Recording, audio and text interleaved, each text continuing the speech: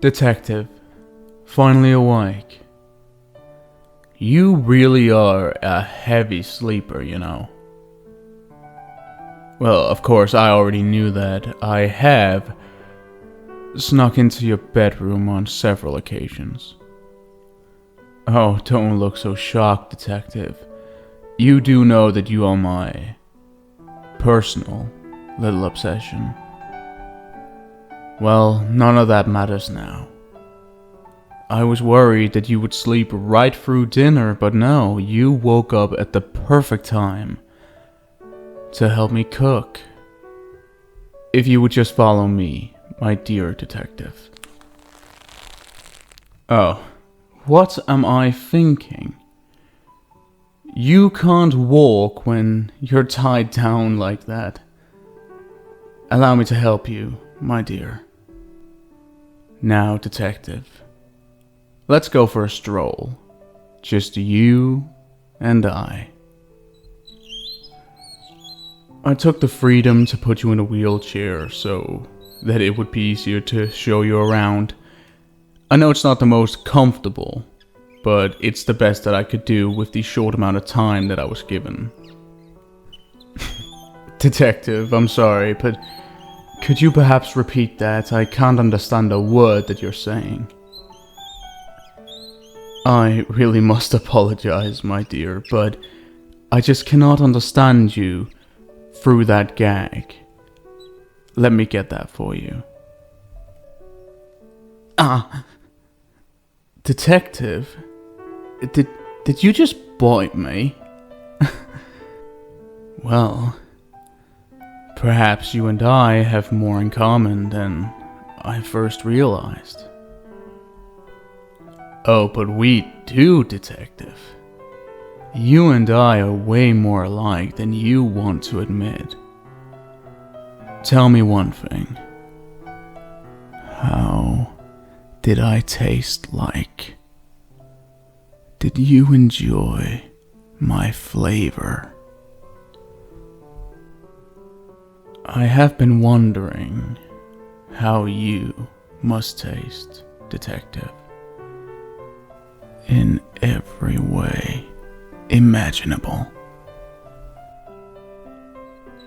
How did you get here? That is a very good question, Detective.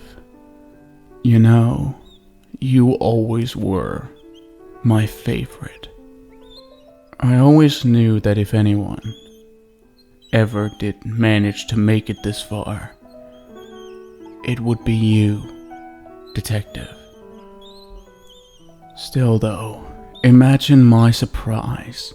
Here I was returning from a little snack run into town, and I find your car driven off the road, and you inside of it with a nasty little bruise.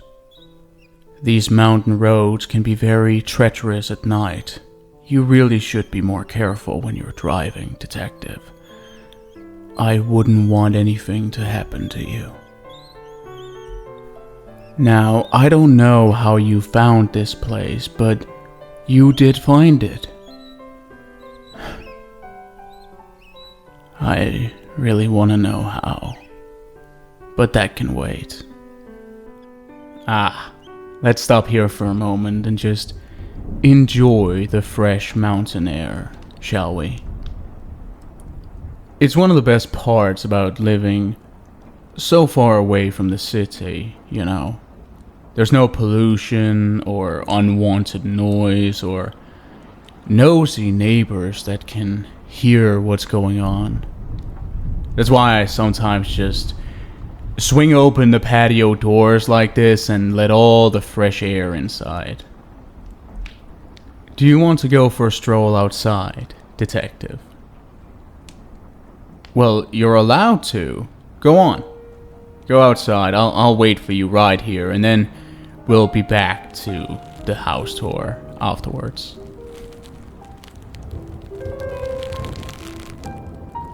No? Not interested? You know what, Detective? I respect someone with that level of focus. Totally absorbed by the task at hand. That detective is why you were always my favorite. Alright, my dear detective. This is the main dining room. My parents used to host the most fabulous dinner parties here. People from high society came running to taste my father's cooking. You should have seen him back then. It was an entire performance. Here we are. The kitchen. This was always my favorite room in the house. Oh, I must apologize for being such a poor host. You've been in that room for quite a while and I haven't even offered you a drink yet. What can I get for you, detective? You're off the clock, so it's allowed. Don't worry. Well, I'll pour your glass anyway.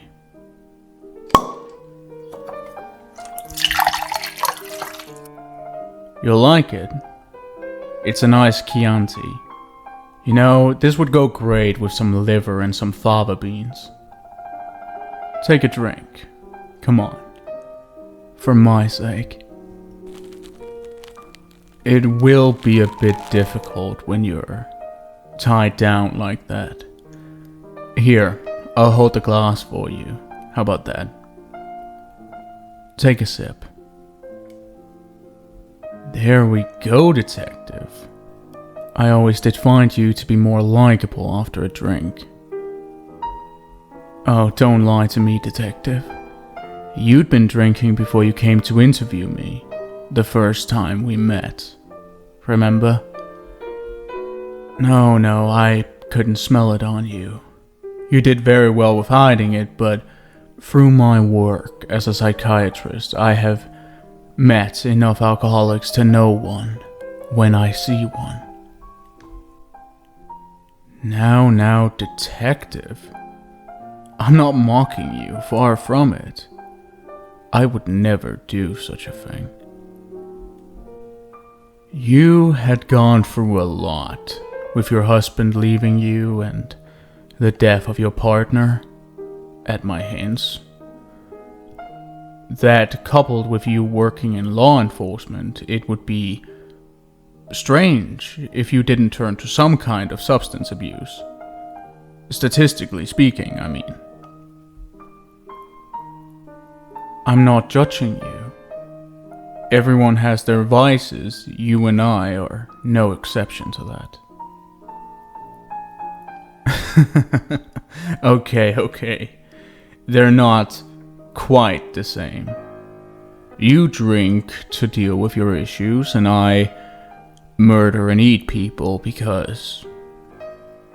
Well, why do I do it? You're the profiler, after all. Because I want to. No. Me wanting to is incidental to me doing it. I did it because they were rude.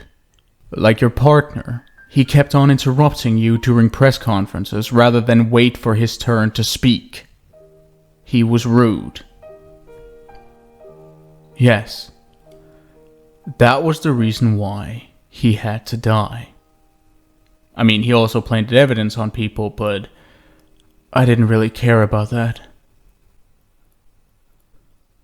I do wonder, detective, when you were interviewing surgeons looking for the Washington Slayer, did you ever think that you were speaking to him at that very moment? I never really liked that nickname, to be honest. It's just so uninspired and bland. It sounds so generic and ordinary, don't you think so? And I think that we can both agree that I am anything but that. What do you mean? What do I mean? Most of these other guys are so boring.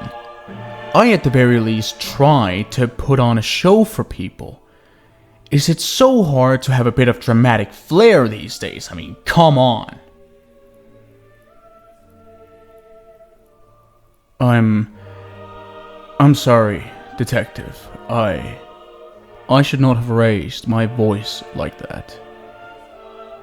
That was rude.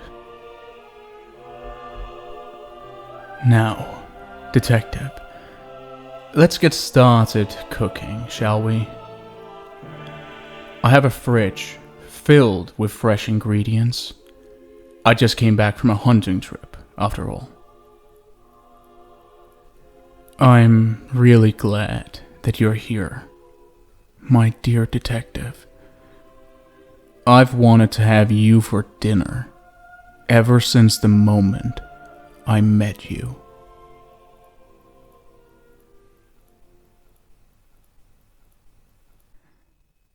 This audio is slightly fucked up. I'm just gonna admit it.